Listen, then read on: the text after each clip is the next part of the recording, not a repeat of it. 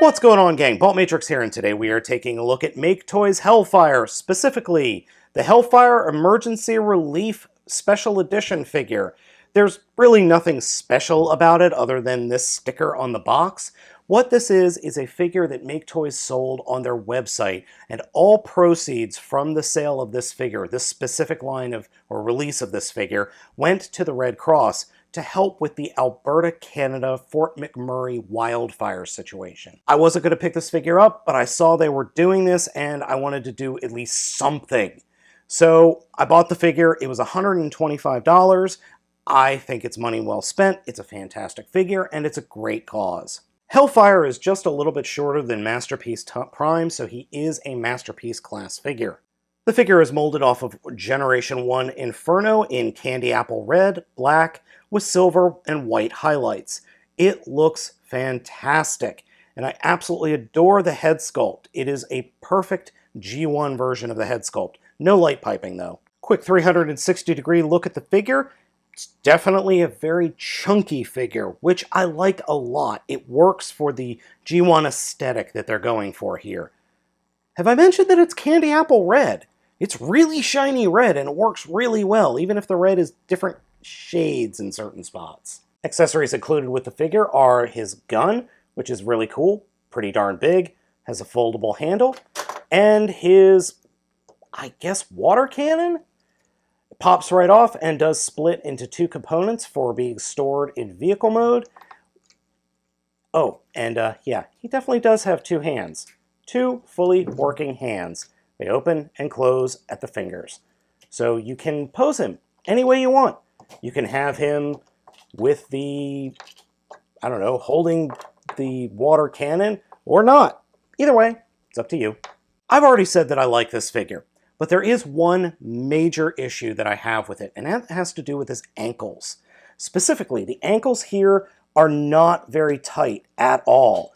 He has a tendency to just fall forward and lean forward. Thankfully, though, the design of the ankles are such that, well, with the feet and the way the ankles are designed, he's not going to fall over very easily. I mean, look at that lean. That's Michael Jackson moonwalker type leaning. The figure also does have some other very minor issues, the first of which has to do with the wings here in the back. They come off much too easy for my taste, but they also pop right back on just as easy. His posability is a little bit limited in the shoulders due to these white pieces, so he can only put his arms up so high, but they're easily folded back, and you can then extend his arms out nice and easily. The last minor complaint has to do with these panels on the side of his legs. They just unpeg very, very easily. Too easily for my taste, but not that big a deal. In the positive side, Hellfire has an absolutely fantastic head sculpt, an overall wonderful body sculpt, and incredible posability for a figure of this bulk. Head is on a very limited ball joint and swivel. Arms are moving in and out.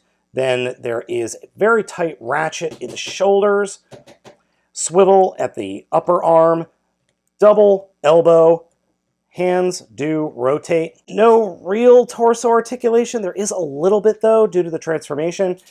Very tight ratchets in the hips, very tight ratchets in the knees, and then the ankles, which we've already talked about. Hellfire's transformation is pretty easy, actually, and fun. To start off with, we're going to grab the section around his head, unpeg it from the sides of his head, and pull it straight back, and just leave it there for now. Come up to the front where the little lights are, grab the front and fold it down, and then flip his head into that section, and then fold that up. Sorry, my son was told no about something and he is unhappy. Take the white shoulder bits and fold them down, and then straighten the arms up at the shoulders, open the bottom parts of the forearms, and flip the hands into place, and then close them up. So far, so good. Pretty darn easy, right? Next, we're going to come down to the legs, and these panels right here were actually supposed to be down. I screwed that up. I leave them up just because I always forget them. That's just me. Grab the wheels here underneath the belly and flip them out, and then take the entire back, or the hips, and fold them up into the body like this. and just collapse them down. And then fold the legs straight back so that these little peg holes at the top of the bolt or ratchet joints are pointing towards the forward of the cab. Next, come to the back of the figure and come to the inside of the feet and fold the inside of the feet straight back to the bottom of the feet. Feet? I said feet, didn't I? Then take the sections and fold them down, or the feet, I should say, fold them down, and then at the back of what the ankles were are these little gray protrusions. They will actually peg into the bottom part or the inside parts of the feet, and that's important. So then we can come in and sandwich the legs together, but don't do that quite yet, because we have to come back to this guy up here. So you see this peg right here where my thumb is? That is where the bottom part of the launcher, missile, or water hose is going to go. And then the top pegs in up there. So then we can fold this down and then bring the legs together. And the legs will peg in together at the inside of the thighs and at the back of the feet, like so. This is actually a little bit harder to do than you might think, because you have to get things lined up in a certain manner, otherwise the wheels will not be flush with each other. Next, we take this back section, fold it down, and there's a little peg created here that will peg into the back of the ladder section, which is actually a little bit difficult to do because I don't think the things are all quite right. And you see how the rear wheels are sticking up and back? You kind of have to just futz with everything until you get everything lined up correctly. Like that. And that's usually the best I can do because, well, I'm terrible. Next, we're going to come to the front of the vehicle mode and push these sections out a little bit, and then fold the front wheels down and peg them into the tops of the hips.